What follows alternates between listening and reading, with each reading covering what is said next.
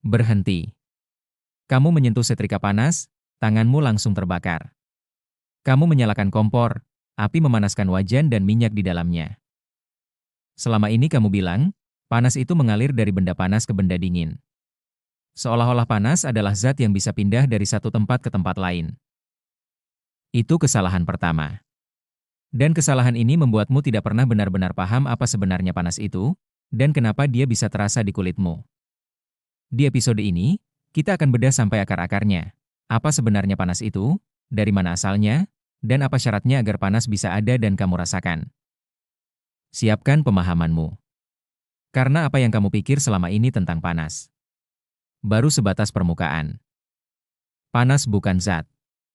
Panas bukan fluida yang mengalir seperti air. Panas adalah energi, energi gerak partikel. Itu satu-satunya definisi yang benar. Setiap benda terdiri dari atom dan molekul. Mereka tidak diam. Mereka bergetar, berputar, bergerak, bahkan benda padat sekalipun. Semakin cepat partikel bergerak, semakin tinggi suhunya. Semakin lambat partikel bergerak, semakin dingin benda itu. Suhu adalah ukuran kecepatan gerak partikel. Saat kamu memanaskan air di atas kompor, api membuat partikel air bergerak lebih cepat. Gerakan itu merambat dari partikel ke partikel di sebelahnya. Itu yang disebut konduksi. Bukan panas mengalir, tapi energi getaran berpindah dari satu partikel ke partikel di sebelahnya melalui tumbukan. Jadi, panas itu bukan zat yang pindah. Panas itu energi gerak yang ditransfer dari benda yang partikelnya lebih cepat ke benda yang partikelnya lebih lambat. Setrika panas.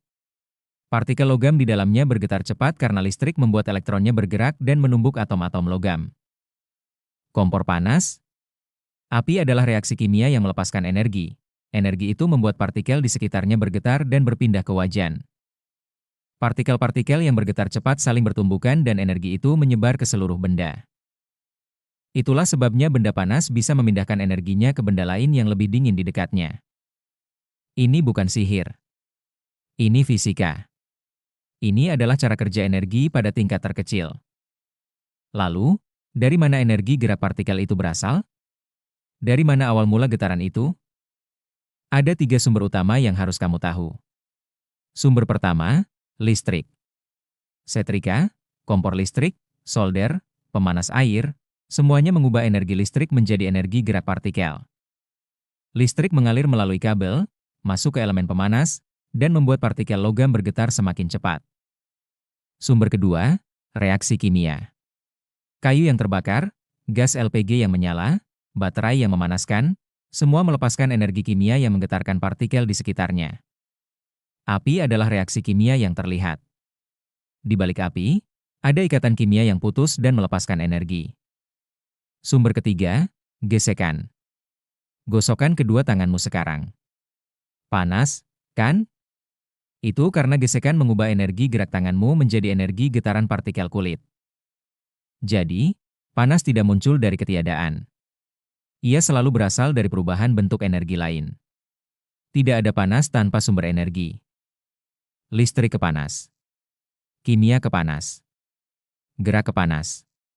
Tidak ada yang hilang, hanya berubah bentuk. Ini adalah hukum kekekalan energi. Energi tidak bisa diciptakan atau dimusnahkan. Ia hanya berubah wujud. Dan panas adalah salah satu wujud perubahan energi yang paling sering kamu temui. Setiap kali kamu merasakan panas, sebenarnya kamu sedang merasakan energi yang berubah bentuk. Dari listrik, dari api, dari gesekan, semuanya menjadi getaran partikel. Tapi apakah panas bisa ada di mana saja?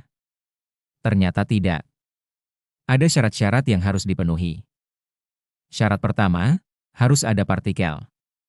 Di ruang hampa, tidak ada atom, tidak ada molekul. Tidak ada yang bergetar. Tidak ada panas yang bisa terasa. Di ruang hampa, tidak ada medium untuk merambatkan energi panas. Panas tidak bisa berpindah tanpa partikel. Tapi tunggu, matahari mengirimkan panas ke bumi melalui ruang hampa. Bagaimana? Bukan karena konduksi, tapi karena radiasi. Radiasi adalah gelombang elektromagnetik yang membawa energi tanpa perlu medium. Itu sebabnya kita bisa merasakan panas matahari meski jaraknya 150 juta kilometer. Syarat kedua, harus ada energi yang bisa diubah menjadi getaran. Tanpa sumber energi, tidak ada panas baru. Panas hanya berpindah, tidak muncul begitu saja. Energi adalah bahan bakar panas. Tanpa energi, partikel tidak punya alasan untuk bergetar lebih cepat. Syarat ketiga, harus ada perbedaan suhu. Panas hanya mengalir dari suhu tinggi ke suhu rendah. Jika semuanya sama panas, tidak ada aliran energi. Ini seperti air yang mengalir dari tempat tinggi ke tempat rendah. Panas mengalir dari suhu tinggi ke suhu rendah. Jika semuanya sama panas, panas berhenti bergerak. Itulah yang disebut kesetimbangan termal. Jadi, agar panas bisa kamu rasakan, ada partikel, ada sumber energi, dan ada perbedaan suhu. 3 syarat. Tanpa partikel, panas tidak punya tempat. Tanpa energi, panas tidak punya sumber. Tanpa perbedaan suhu, panas tidak punya arah. Inilah bedanya memahami sains hanya di permukaan dengan memahami sampai ke akar. Inilah cara fisika galaksi membedah realitas. Lapis 1. Kenapa?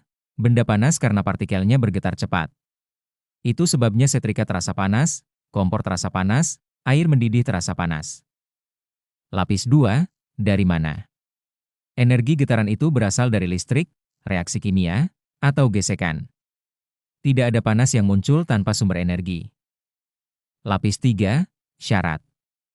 Harus ada partikel, sumber energi, dan perbedaan suhu. Tanpa ketiganya, panas tidak mungkin ada. Tanpa gravitasi, partikel tetap bisa bergetar. Tapi tanpa partikel, tidak ada panas sama sekali. Panas adalah anak dari materi dan energi. Panas adalah saudara dari gerak. Dan gerak hanya bisa terjadi di dunia yang memiliki materi dan energi. Itulah batas fundamentalnya. Jadi, saat kamu merasakan panas, ingat, itu bukan zat yang mengalir. Itu getaran partikel yang sedang kamu rasakan. Dan di balik getaran itu, ada listrik, ada api, atau ada gesekan. Fase 2 telah dimulai. Kita baru menyelesaikan bagian pertama dari fase ini. Tapi masih ada yang lain, sama pentingnya, sama misteriusnya, dan sama dekatnya dengan kehidupan sehari-hari. Sampai jumpa di episode berikutnya. Tetap santai dan tetap penasaran.